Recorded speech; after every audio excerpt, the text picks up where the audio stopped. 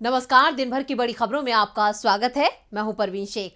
आज इस बुलेटिन में बात होगी भारत जोड़ो यात्रा में राहुल से किसान संगठन के नेताओं की मुलाकात की, जोशीमठ पर टूटी बड़ी आफत की, जानेंगे समान नागरिक संहिता पर सुप्रीम कोर्ट का क्या है रुख, वन रैंक वन पेंशन पर कैसे बैकफुट पर आई मोदी सरकार, बात करेंगे तमिलनाडु विधानसभा में हुए बवाल की, बीजेपी सरकार को पार्टी के ही सांसद की चेतावनी की, और बुलेटिन के आखिर में बात होगी प्रवासी सम्मेलन में पीएम मोदी के संबोधन की। लेकिन तमाम बड़ी खबरों से पहले एक नजर सुर्खियों पर।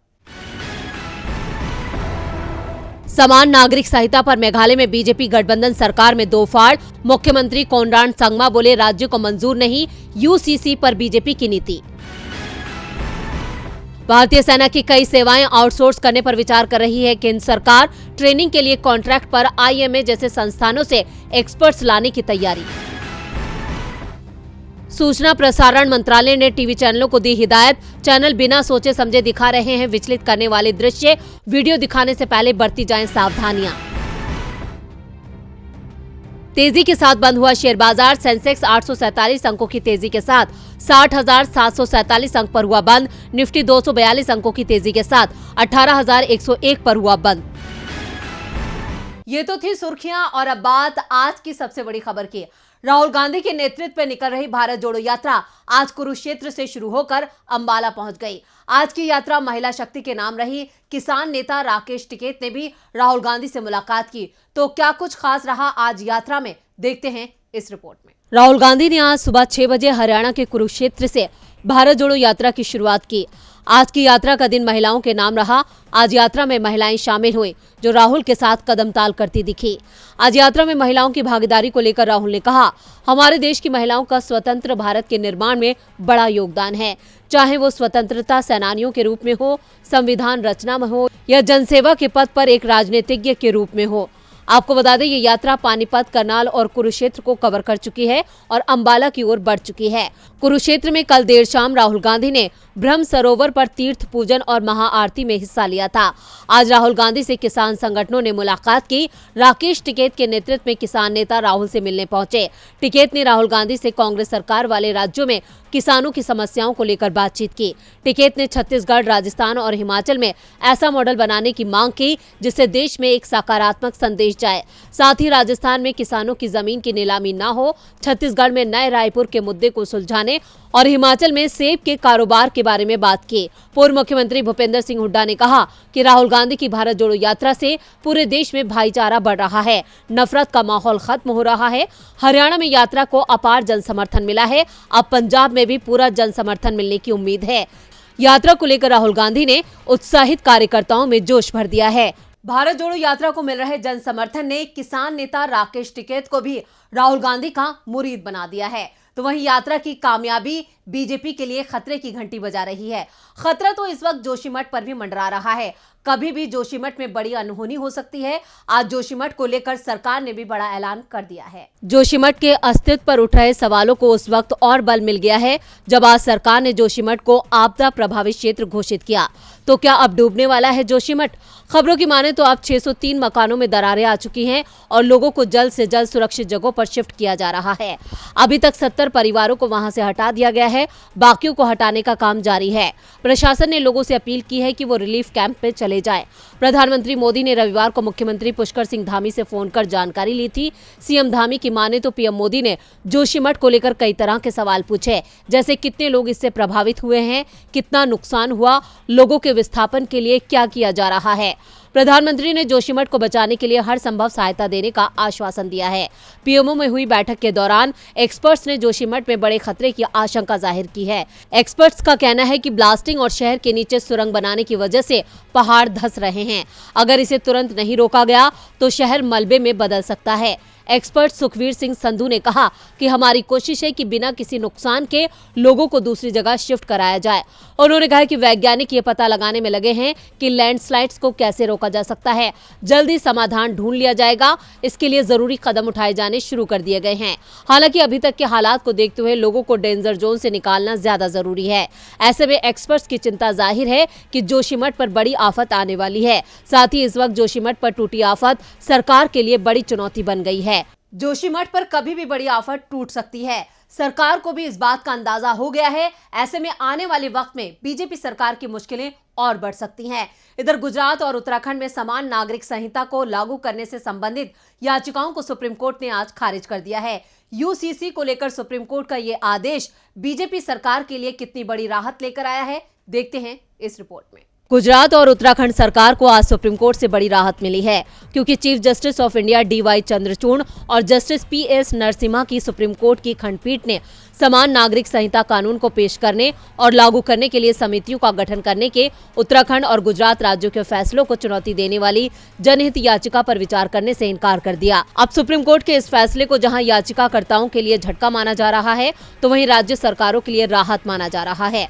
सुप्रीम कोर्ट ने इस मामले में बड़ी टिप्पणी करते हुए कहा कि यूनिफॉर्म सिविल कोड के परीक्षण के लिए कमेटी का गठन राज्य सरकार के दायरे में होना चाहिए। कमेटी का गठन ही अदालत में चुनौती देने का आधार नहीं है। सुनवाई के दौरान सीजेआई डीवाई चंद्रचूड़ और जस्टिस पीएस नरसिम्हा की बेंच ने कहा कि उन्होंने अनुच्छेद 162 के तहत कार्यकारी शक्तियों के तहत एक समिति का गठन किया है।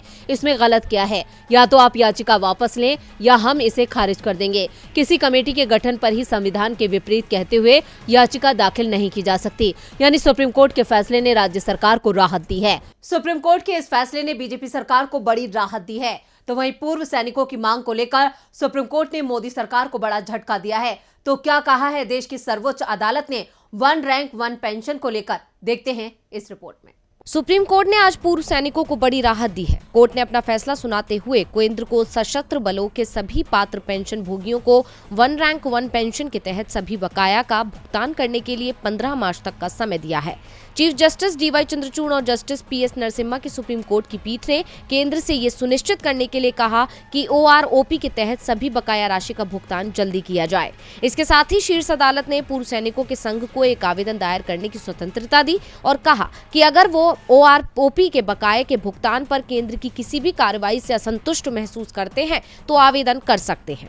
वहीं केंद्र सरकार की तरफ से पेश अटॉर्नी जनरल और वेंकट रमणी ने कहा कि 15 मार्च तक सशस्त्र बलों के 25 लाख पेंशन भोगियों के खाते में पैसा आना शुरू हो जाएगा।